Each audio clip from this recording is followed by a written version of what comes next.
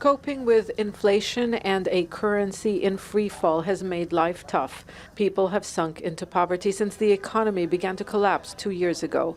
The United Nations says nearly 80% are now poor. That's 3 million people. My monthly salary is now worth $70. It's not enough to buy food for 4 days. The government has been promising to give us cash assistance, but it never happened.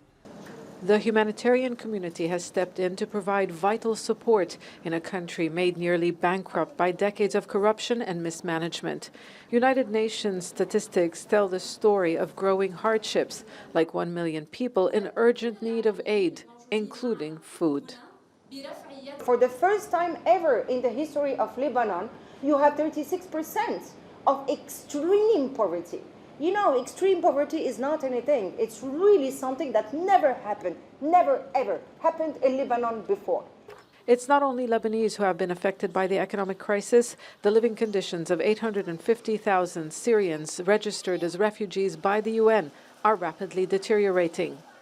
A year ago, just over half lived in extreme poverty. Now it's 9 out of 10. Nearly 50% don't have enough food. 30% of children have never gone to school, and almost 30,000 work. Levels of poverty are also high in Palestinian refugee camps, and at least 400,000 migrant workers, mainly from Asian and African countries, are stranded here without work nor the means to return home. Many parents can't afford to send their children to school, and growing numbers of people are unable to afford health care. Starvation is now a reality for thousands, and malnutrition is increasing among children. The international community accuses Lebanon's political class of deliberately failing to act and defending what members say is a bankrupt economic system. That's why Lebanon's authorities are bypassed when assistance is provided. And they say they'll continue until state institutions riddled with corruption are reformed.